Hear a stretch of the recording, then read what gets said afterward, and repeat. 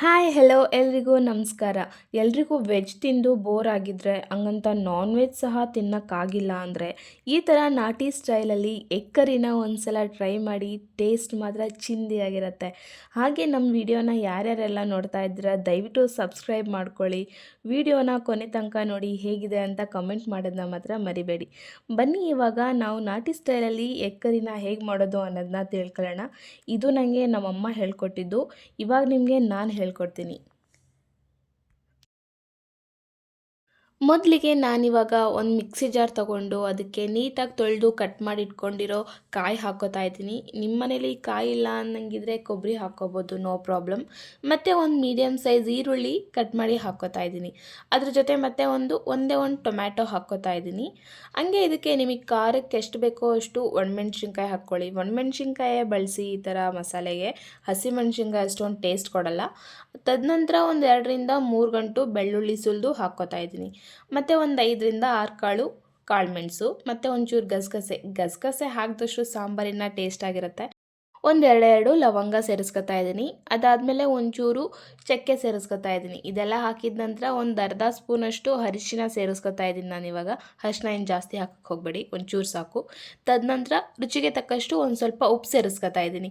ಈ ಥರ ಮಸಾಲೆ ರುಬ್ಬೇಕಾದ್ರೆ ಉಪ್ಪು ಸೇರಿಸಿದ್ರೆ ಸಾಂಬಾರು ಟೇಸ್ಟ್ ಆಗಿರುತ್ತೆ. ಮಸಾಲೆಗೆ ಒಂಚೂರು ಹಾಕಿ ಆಮೇಲೆ ಸಾಂಬಾರು ಒಗ್ಗರಣೆ ಹಾಕಬೇಕಾದ್ರೆ ಆವಾಗ ಒಂಚೂರು ಹಾಕಿ ಈ ಥರ ಇದನ್ನ ತೀರಾ ಮೆತ್ತಗೂ ಅಲ್ದಲೆ ತರಿಯಾಗೂ ಅಲ್ದಲೆ ಗ್ರೈಂಡ್ ಮಾಡಿಕೊಂಡು ತದನಂತರ ಇವಾಗ ಒಂದು 3ರಿಂದ 4 ಸ್ಪೂನ್ ಧನಿಯಾ ಪೌಡ್ರ್ ಹಾಕ್ತಾಯಿದ್ದೀನಿ ನಾನು ಯಾವುದೇ ಮಸಾಲೆ ಪ್ರಿಪೇರ್ ಮಾಡ್ಕೋಬೇಕು ಅಂತ ಅಂದರೂ ಮಸಾಲೆ ಪೌಡರ್ ಮೀನ್ಸ್ ಅದೇ ಧನಿಯಾ ಪೌಡರ್ನ ಕೊನೆಗೆ ಹಾಕೋದು.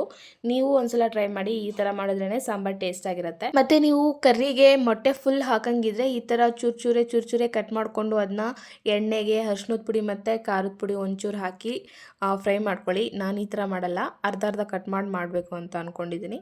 ಮತ್ತು ಒಂದು ಪಾತ್ರೆಗೆ ಇವಾಗ ಒಂಚೂರು ಎಣ್ಣೆ ಸೇರಿಸ್ಕೊತಾ ಇದ್ದೀನಿ. ಆ ಎಣ್ಣೆಗೆ ಒಂಚೂರು ಚಕ್ಕೆ, ಲವಂಗ, ಸ್ಟಾರ್ ಮೊಗ್ಗು ಅದೆಲ್ಲ ಹಾಕ್ತಾಯಿದ್ದೀನಿ ಫ್ಲೇವರ್ಗೋಸ್ಕರ. ಇದು ಹಾಕಿದ್ರೆ ಚೆನ್ನಾಗಿರುತ್ತೆ. ಮತ್ತು ಒಂದು ಪಲಾವ್ ಎಲೆ. ಇದಕ್ಕೆ ನಾನಿವಾಗ ಸಣ್ಣದಾಗಿ ಹಚ್ಚಿಟ್ಕೊಂಡಿರೋ ಒಂದು ಮೀಡಿಯಮ್ ಸೈಜ್ ಈರುಳ್ಳಿ ಹಾಕ್ತಾಯಿದ್ದೀನಿ. ಇದಾದಮೇಲೆ ಒಂದು 2ರಿಂದ 3 ಒಣಮೆಣ್ಸಿನ್ಕಾಯಿ. ನಾನಿವಾಗ ಇದಕ್ಕೆ ಹಸಿಮೆಣ್ಸಿನ್ಕಾಯಿ ಯೂಸೇ ಮಾಡ್ತಾಯಿಲ್ಲ, ಒಣಮೆಣ್ಸಿನ್ಕಾಯಿನೇ ಹಾಕ್ತಾ ಇರೋದು. ಅದು ಹಾಕಿದ್ರೇ ಟೇಸ್ಟ್ ಇರುತ್ತೆ. ಅದಾದಮೇಲೆ ನಾವು ಆವಾಗಲೇ ಗ್ರೈಂಡ್ ಮಾಡಿ ಇಟ್ಕೊಂಡಿರೋ ಮಸಾಲೆ ಬೆರೆಸ್ತಾ ಇದ್ದೀನಿ. ಜಸ್ಟ್ ಒಂದು 2 ನಿಮಿಷ ಸಾಕು ಅದನ್ನು ಕಾಯಕ್ಕೆ ಬಿಡೋದು, ಜಾಸ್ತಿ ಹೊತ್ತೇನು ಬೇಡ. ಇದಕ್ಕಿವಾಗ ಕನ್ಸಿಸ್ಟೆನ್ಸಿಗೆ ತಕ್ಕಂಗೆ ಒಂಚೂರು ನೀರು ಹಾಕ್ತಾಯಿದ್ದೀನಿ. ಜಾಸ್ತಿ ನೀರು ಹಾಕೋಕ್ಕೆ ಹೋಗಬೇಡಿ, ಕರ್ರಿ ಸ್ವಲ್ಪ ಗಟ್ಟಿ ಇದ್ರೇ ಚೆನ್ನಾಗಿರುತ್ತೆ.